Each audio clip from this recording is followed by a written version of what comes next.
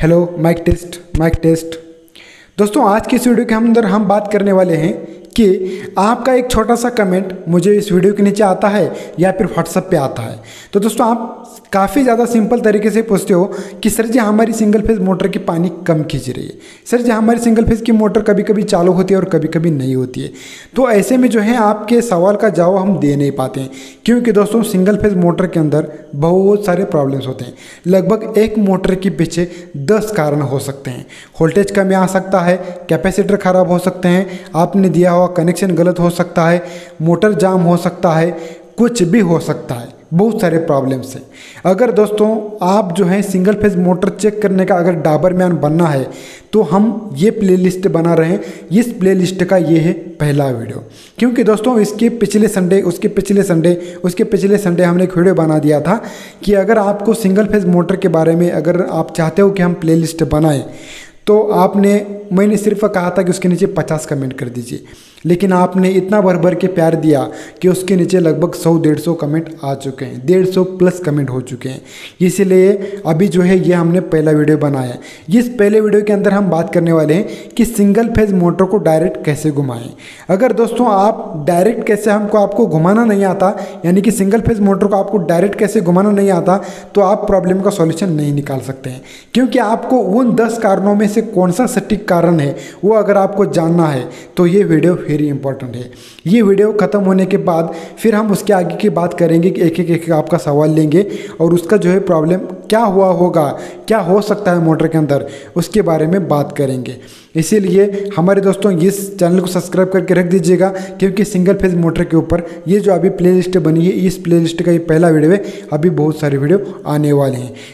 आज की इस वीडियो के अंदर हम बात करेंगे कि मोटर के अंदर का कनेक्शन कैसे देना है, मोटर के अंदर के जो कनेक्शन है, जो केबल का कलर कोड आता है नीला पीला लाल, उसको कैसे जोड़ना है, और उस केबल को स्टार्टिंग और रनिंग कैपेसिटर कैसे जोड़ना है, वो 2 कैपेसिटर कहाँ पे जुड़ते हैं, उनका दोनों का मतलब रोल क्या है इस मोटर के अंदर, और फेज न्यूट्रल हम अल्टा पल्टी दे सकते हैं क्या, इन सारी चीज़ों के बारे में आज के वीडियो के अंदर बात करेंगे। चलिए अभी शुरू करते हैं।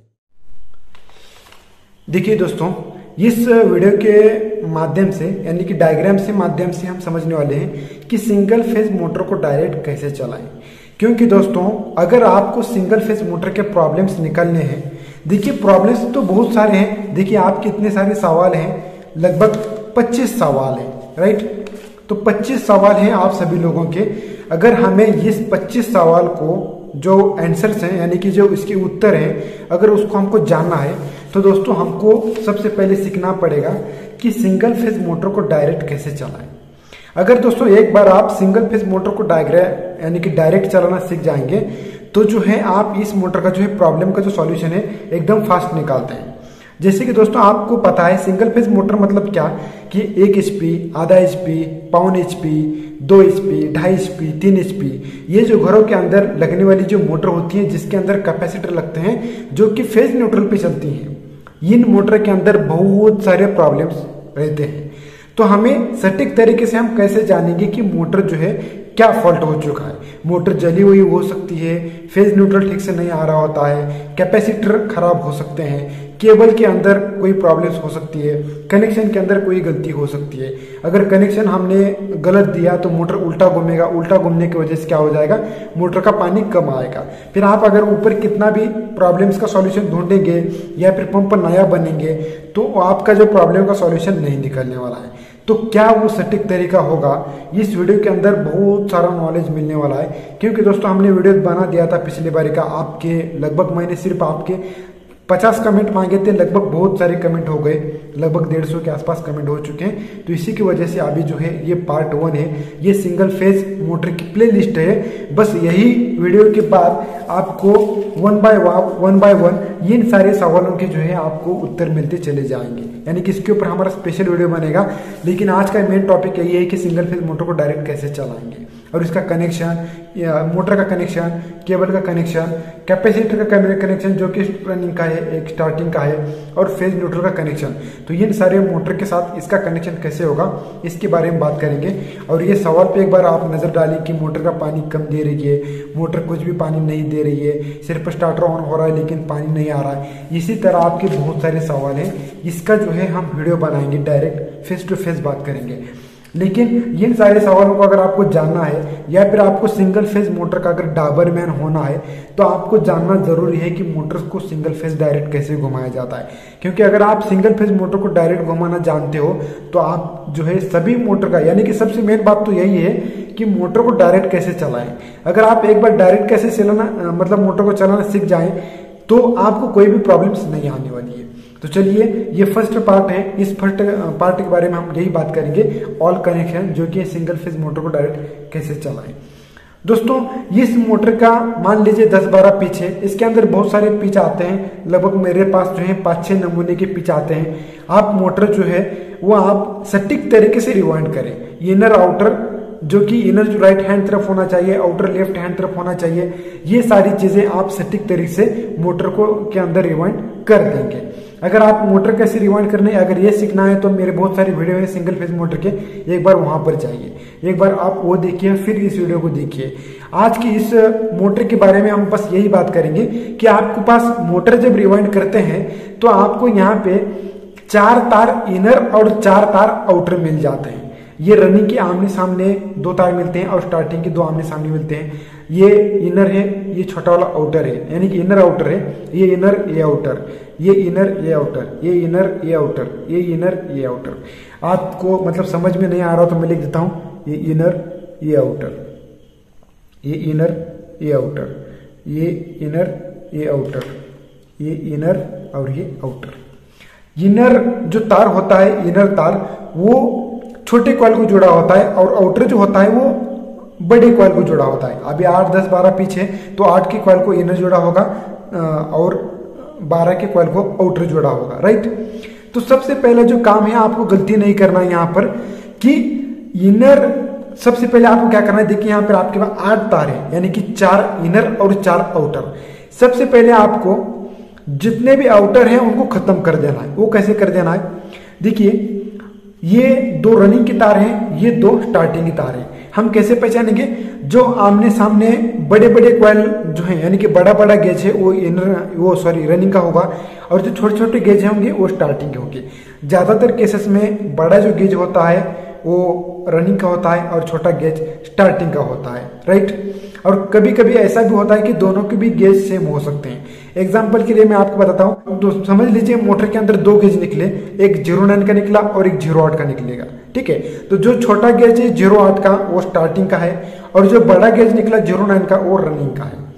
सबसे पहले आपको ये 8 तार निकलेंगे तो इस कनेक्शन में गलती ना करेगा, जितने भी आउटर हैं आपको आमने सामने ज्वाइंट लगा देने हैं। एक नंबर, स्टेप नंबर 1, जितने भी आउटर हैं आपको आमने सामने ज्वाइंट लगा देने हैं। यानी कि अगर रनिंग की बात करेंगे तो ये वाला आउटर है और ये वाला आउटर है, तो इनका जो है आमने सामने ज्वाइंट लगा दीजिएगा। ये हम पहला काम करेंगे। इसके अंदर ये गलती मत करिएगा कि इनर आप आउटर को जोड़ेंगे और फिर इधर का आउटर इनर को जोड़ेंगे। ये गलती करेंगे तो आपकी मोटर नहीं घूमेगी, इस बात को ध्यान दें। तो सबसे पहले आपको आउटर का आमने सामने ज्वाइंट लगा देना है रनिंग का, और स्टार्टिंग का आपको आउटर जो है आपको आमने सामने ज्वाइंट लगा देना है, ये वाला। तो ये जो है पहला काम खत्म हो गया कि इसके अंदर 8 तार थे, उसके अंदर के 4 तार वो खत्म हो गए हैं, क्योंकि आउटर जितने भी थे उनका हमने आमने सामने ज्वाइंट लगा दिया है।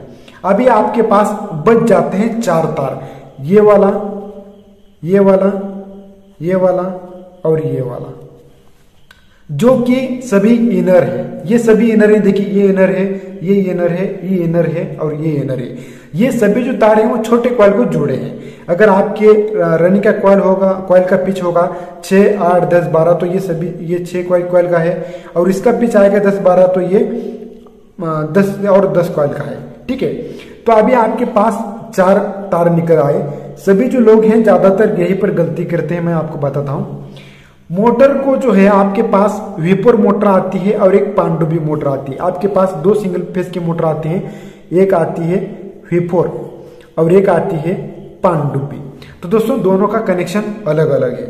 ज्यादातर केसेस में दोनों का जो कनेक्शन होता है वो अलग अलग होता है। सबसे पहले हम वेपर कनेक्शन के बारे में बात करते हैं। देखिए V4 अगर मोटर होती है तो मोटर को ज्यादातर उल्टा घुमाया दिया जाता है। अगर आपकी मोटर का शाफ्ट अगर उल्टा घूमने लगे, यानी कि आपके पास ये मोटर है, अगर आप मोटर के शाफ्ट के सामने अगर खड़े रहेंगे और मोटर को अगर डायरेक्ट फेज न्यूट्रल पे चलाएंगे तो आप देखेंगे कि आपकी जो मोटर है उल्टी घूम रही है।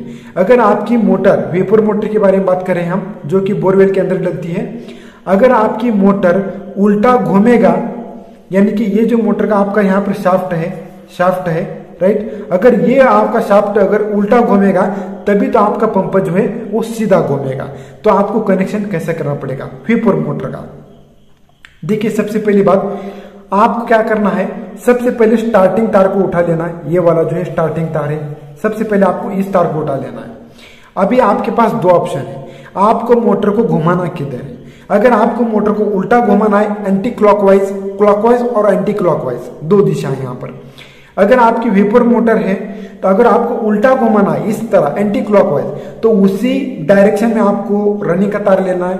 देखिए, आप जब कभी स्टार्टिंग का तार उठाएंगे, यानी कि मैंने इस स्टार्टिंग के तार को हाथ में पकड़ लिया, तो आपको दो तरफ रनिंग का तार मिलेंगे। ये इसलिए मिल जाता है, अगर आपको मोटर को क्लॉकवाइज घुमाना है तो आपको इधर का तार उठाना पड़ेगा, अगर एंटी क्लॉकवाइज घुमाना है तो इधर का तार उठाना पड़ेगा। इसीलिए मैंने ये स्टार्टिंग का तार पकड़ा, तो मुझे V4 मोटर है मेरे पास, तो मुझे घुमाना है एंटी क्लॉकवाइज। और इसी तरह पानडुब्बी सबमर्सिबल मोटर होता है तो 90% मोटर के अंदर आपका जो है ये तार उठाना पड़ता है। पानडुब्बी हो तो ये वाला तार उठाना पड़ेगा, अगर V4 हो तो ये वाला उठाना पड़ेगा। दोनों की बात अलग है, आप थोड़ा सा समझ लीजिए, ठीक है। तो मेरे पास है V4 मोटर, तो मैं ये वाला एक तार उठाऊंगा और ये वाला एक तार उठाऊंगा, राइट। तो ये बन जाएगा हमारा कॉमन। तो ये कॉमन इसलिए कहा जाता है क्योंकि ये स्टार्टिंग का और रनिंग का कॉमन होता है। अभी मैं इस दिशा में उठाऊंगा तो मेरा V4 मोटर का कनेक्शन गलत होगा, ठीक है। तो इसीलिए आपको V4 सबमर्सिबल मोटर में आपको एंटी क्लॉकवाइज इसी दिशा में जो है आपको रनिंग का जो तार जो है वो उठाना पड़ेगा, और ये बन जाएगा आपका कॉमन।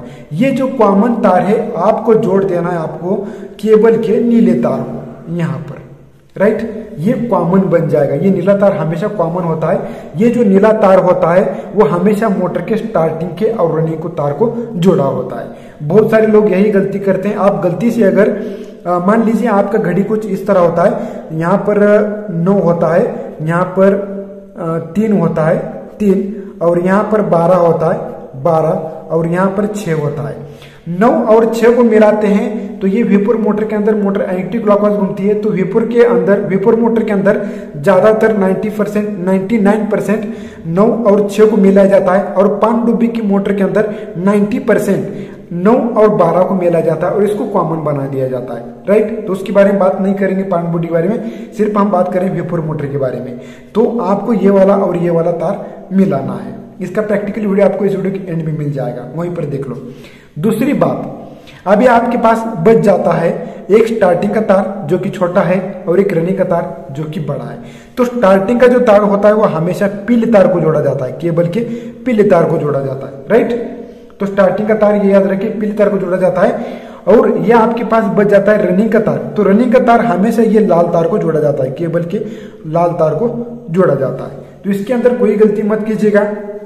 जब आप केबल का तार हाथ में अगर पकड़ेंगे तो समझ लेना नीला तार स्टार्टिंग और रनिंग को जोड़ा है, पीला तार स्टार्टिंग को जोड़ा है, और लाल तार रनिंग को जोड़ा है। तो इसके अंदर गलती मत कीजिएगा। ये हमारा पहला काम यहाँ पर हो जाता है। तो इसके अंदर कोई भी गलती ना करिएगा, राइट। अगर आप गलती से ये तार उठाने के बजाय V4 मोटर के अंदर अगर ये तार उठाएंगे और फिर ये यहाँ पर एक बजाय अगर रनिंग और स्टार्टिंग आप वहीं पर जोड़ देंगे तो आपकी मोटर सीधा घूमेगी, क्लॉकवाइज घूमेगी, पंप एंटी क्लॉकवाइज घूमेगा। इससे जो आपके मोटर का पानी कम आएगा, राइट। तो कनेक्शन के अंदर कोई गलती ना करें। आप जब कभी मोटर को अगर एम्प्टी घुमाएंगे तो आपकी मोटर एंटी क्लॉकवाइज घूमना चाहिए। कौन सी मोटर? V4 motor, right. चलिए अभी अगला कनेक्शन आते हैं, कैपेसिटर।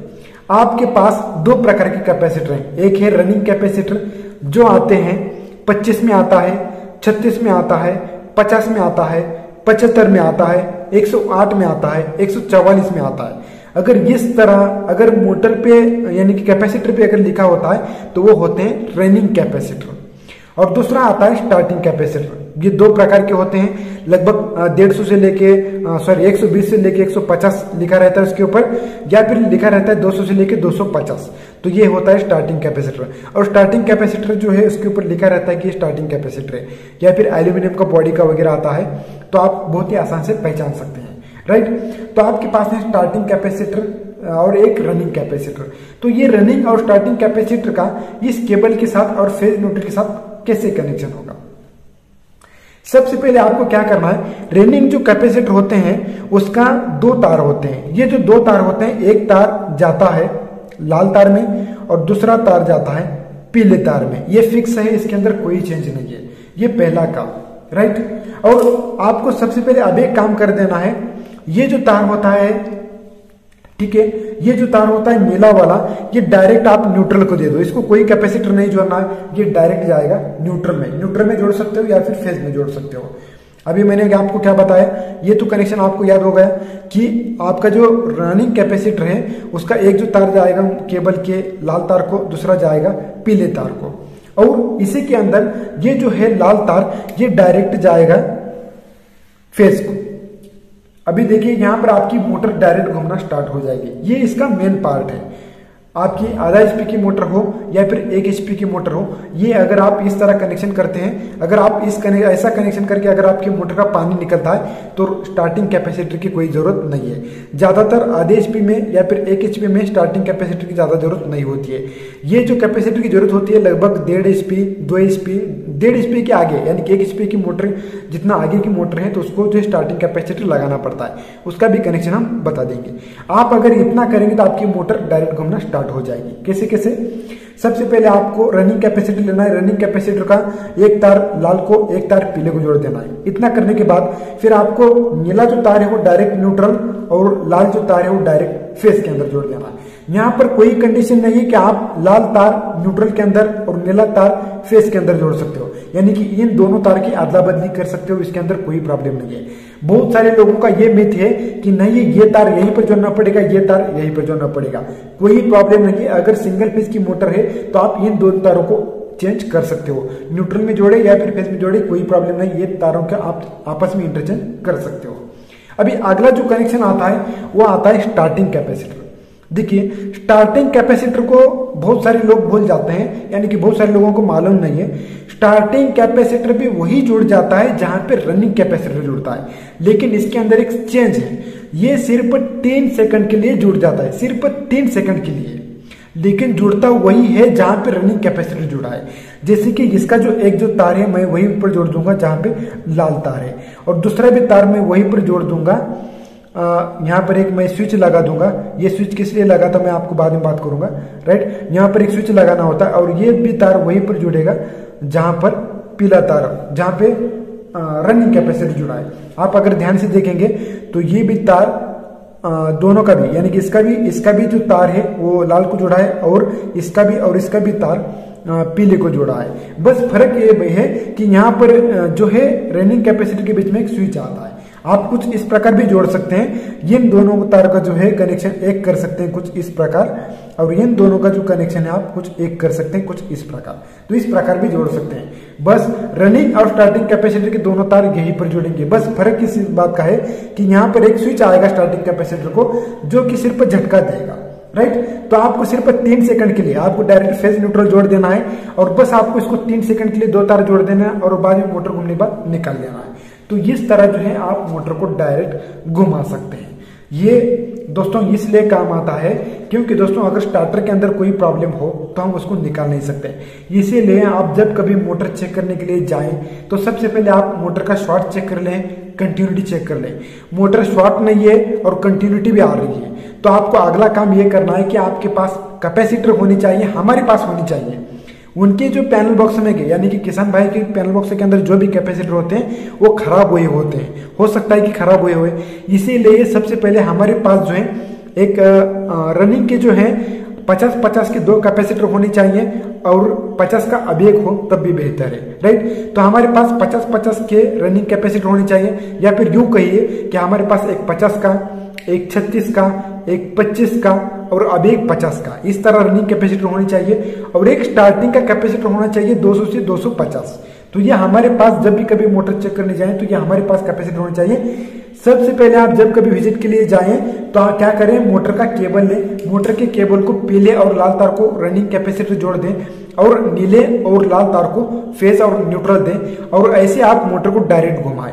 अगर आपकी मोटर इस तरह डायरेक्ट घूम जाती है, लेकिन यही तार अगर आप पैनल बॉक्स के अंदर जोड़ते हैं तो मोटर नहीं घूमती है, तो समझ लेना पैनल बॉक्स के अंदर दिक्कत है। तो बस अभी आप समझ गए, तो इसके अंदर तो गलती ना करें। आगे की जो प्रॉब्लम्स की जो सॉल्यूशन है हम आगे वीडियो में करते चले जाएंगे कि मोटर पानी कम क्यों दे रही है, मोटर का बहुत सारे प्रॉब्लम है, स्टार्टिंग कैपेसिटर खत्म हो गया या फिर जो भी हो, मोटर चेक करनी कैसी है वो भी डायग्राम की मदद से या फिर प्रैक्टिकली या फिर जो भी जैसा भी हो उसके बारे में थोड़ी सी बातचीत हम कर लेंगे। तो फिलहाल आप आज की इस वीडियो के अंदर ये तो समझ गए। इसलिए दोस्तों मैंने इस वीडियो को बनाने का मकसद यही था कि आप जब कभी विजिट के लिए जाएं तो सबसे पहला काम यही करें कि मोटर के तीनों तार आपको पैनल बॉक्स के पास से निकाल देना है और डायरेक्ट इस तरह आपको मोटर को घुमा देना है। डायरेक्ट अगर मोटर आपके पास कैपेसिटर है, अगर डायरेक्ट मोटर घूम जाती है तो समझ लेना उनके एक तो कैपेसिटर खराब है या फिर कॉन्टेक्टर खराब है। अगर आपके पास के अगर कैपेसिटर आप जोड़ते हैं, कुछ डायरेक्ट घुमाने की कोशिश करते हैं, अगर आपकी मोटर नहीं घूमती है तो फिर उसके अंदर बहुत सारे प्रॉब्लम्स हैं, जैसे कि मोटर जाम हुई हो सकती है या फिर बहुत सारे प्रॉब्लम्स हैं, वो हम अगले किसी और वीडियो के अंदर बात करेंगे। तो चलिए दोस्तों, ये वीडियो कैसा लगा जरूर कमेंट बॉक्स में लिख के बताइएगा। इन सारे सवालों को जानने के लिए आपको हमारे चैनल को सब्सक्राइब करके रख दीजिएगा। मिलते हैं किसी नेक्स्ट वीडियो में, तब तक के लिए टेक केयर, गुड बाय।